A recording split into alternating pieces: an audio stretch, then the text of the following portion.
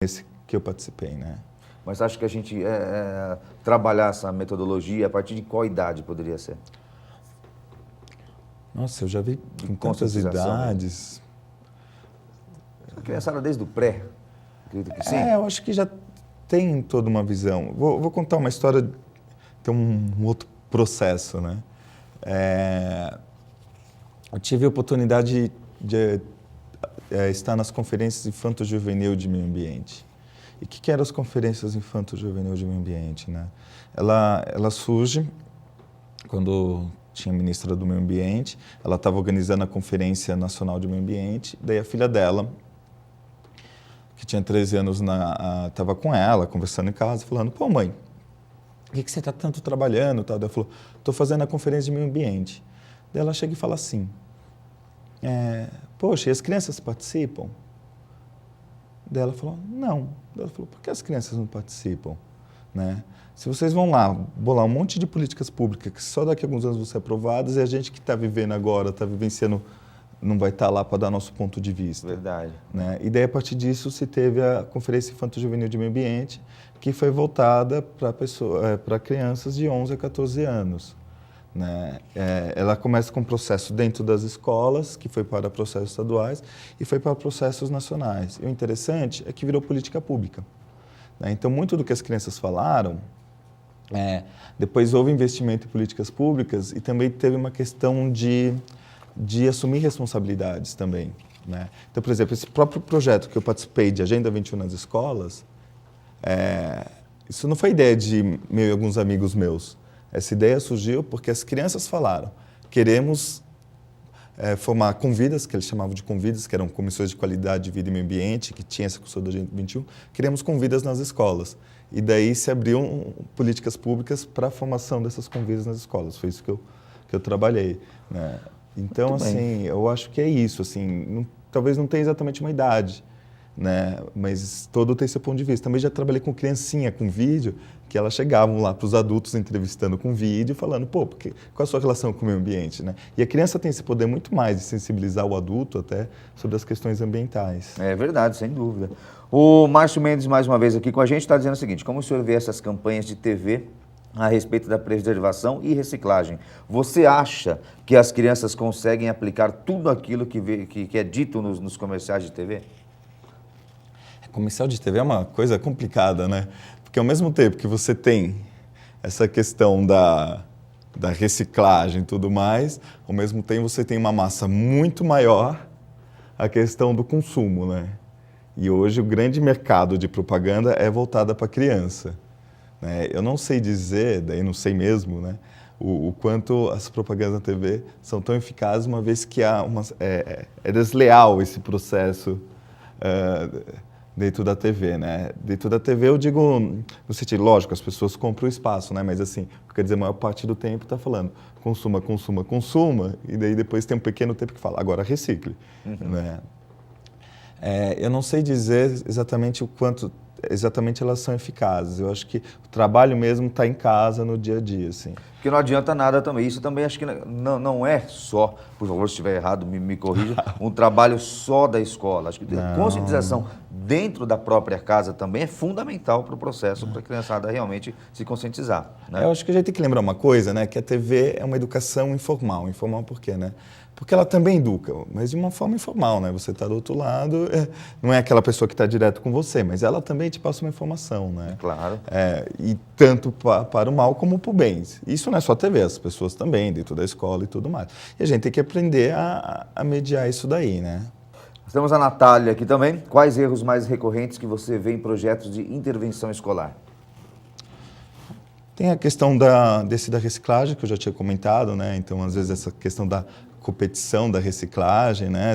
Pô, vamos lá, quem junta mais garrafa PET. Eu acho que também, eu já falei essa questão justamente também de, às vezes, é só perceber essa questão da natureza e tudo mais. Da natureza, digo, se só perceber a árvore, perceber a cachoeira e não perceber o próprio espaço. E eu acho que um erro muito recorrente que eu vejo são em questões de atitudes. Né? Então, às vezes, eu costumo falar muito uma coisa, assim, eu acho que mais do que o educador saber, é ele ser. E ele passa muito mais para o jovem a partir do momento que ele é aquilo que ele está falando. né? E eu acho que um erro muito recorrente, às vezes, é aquele educador que está lá falando com um jovem e tudo mais, e no final as atitudes deles não condiz, né? Então ele fala, poxa, vamos fazer uma composteira, né? Mas ele mesmo nunca fez uma composteira, aí né? é complicado. Né? Daí é aquela questão de, vou agora para o Google e pesquisar como se faz, né? Então, assim, acho que e esse eu acho que é um erro grave, né? Que são questões das atitudes, né? Então, às vezes é melhor até falar, vamos descobrir junto isso, do que ficar nessa postura do eu sei, eu não sei, né? E outra é essa questão de, às vezes, não perceber que o meio ambiente está interligado em todos os processos, né? Tem um processo que se fala que é de ecoalfabetização, e que tem uma relação muito legal, que começa, inclusive, com a produção de uma horta dentro da escola. E produzir uma horta dentro da escola é botar a criançada em contato com a terra, né? E que daí vai gerar um alimento. E que daí eles vão comer esse alimento. Uhum. E daí eles vão perceber que o que eles comeram foi o que eles geraram. Isso é uma outra relação, né? Não é porque chegou lá na cantina, não, eu gerei esse alimento, né? E daí, em cima dessa questão do alimento, você pode trabalhar matemática, você pode trabalhar geografia, você pode trabalhar biologia, né? Você pode trabalhar artes, né? Quer dizer, tem um monte de questões. E meio ambiente é uma questão transversal. E você conseguir fazer com que as pessoas percebam o quanto o meio ambiente é transversal, eu acho que é uma coisa importante dentro da escola. Temos uma pergunta aqui da Sânia agora também.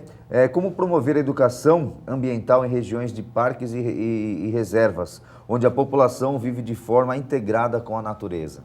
Poxa, eu acho que eu me pergunto se a gente tem que realmente fazer um trabalho com eles ou eles não têm que fazer um trabalho com a gente. Boa. Né? Eles têm muito essa percepção, né? Foi o que eu falei das comunidades que estão integradas, né? Elas têm essa percepção. Eu acho que se eu fosse para uma comunidade dessas, né, que estão em reservas e tudo mais, eu não iria no intuito de mostrar nada, eu iria mais para aprender mesmo, viu? Sem dúvida alguma. Agora, a gente estava falando, você disse, dos índios, né? É encantador o amor que eles têm pela terra hoje em dia também. E como o pequenininho ali também vai aprendendo tudo isso. Essa importância que você diz dentro da escola, da criança plantar e depois comer o que ela gerou, isso sem dúvida alguma é primordial. Essa questão, acho que fica uma coisa tão doida na cabeça da criançada, né? Que é tudo hoje tão mecânico, né? Você vai num drive hoje, você pede seu lanche, que já vem com refrigerante, já vem com batata, já vem com tudo pronto. E num monte de embalagem. E num monte de embalagem, sem dúvida alguma. E muitas vezes não são embalagens recicláveis, então às vezes complica, sem dúvida alguma. Agora, uma coisa que a gente vê, e muito, mas muito, assim, de uma forma exagerada, é o tal do saquinho plástico, tanto em hipermercado, né? Quanto tempo demora para deteriorar um saco plástico? Eu vou ser sincero que esses dados eu não tenho, né? Mas eu acho que e é doido, mas eu queria até complementar a história do saco plástico, né? Porque, por exemplo, outro dia eu fui no supermercado e vi um monte de gente com aquelas ecobags, né? Sacolas ecológicas. Eu mesmo sempre carrego uma. E daí eu vi um monte de gente usando, falei, que legal. Só que quando eu vi, era um monte de gente usando as sacolonas grandonas, né, de tecido, e elas botavam em saquinhos plásticos e botavam lá dentro. Né? Então, na verdade, a sacolona era só para levar, mais fácil tudo numa única sacola, né? Então, é isso. E às vezes as pessoas falam, não, porque tem esse discurso, né? Não, mas eu preciso pro lixo da minha casa, eu preciso pro sei lá o quê, sei lá o quê, sei lá o quê. Eu vou ser sincero, eu moro já há 3 anos sozinho. Lógico, meu consumo é menor por morar sozinho. Eu só fiz compra de plástico, com sacola plástica, no primeiro mês que eu tive sozinho, porque ainda ajeitando a casa. Eu ainda tenho saco plástico sobrando, naquele primeiro mês, né? Então tem essa questão, assim, tudo bem, assim, a gente precisa do saco plástico, mas será que a gente precisa de tanto saco plástico? Né? Acho que essa é uma reflexão importante. E que pode ser substituída por outras, sem dúvida, como você diz. Você ir ao mercado com uma sacola ecologicamente correta e colocar o saco plástico dentro da que você levou, realmente não estaria colaborando em nada, muito pelo contrário. E outras ações, né? Você pode incentivar cooperativas, né? Então tem as cooperativas de reciclagem que fazem um trabalho maravilhoso. Sabe? Entre em contato com a cooperativa da sua região. Uma coisa que hoje em dia a gente vê muita gente é carroceiros, né? Carroceiros. Acho que eles ajudam, né, de uma forma, claro, de auto se sustentar, ganhando o dinheiro pela venda, mas acaba até ajudando na natureza. Sim, e eles normalmente fazem parte de algumas associações, né, de carroceiros.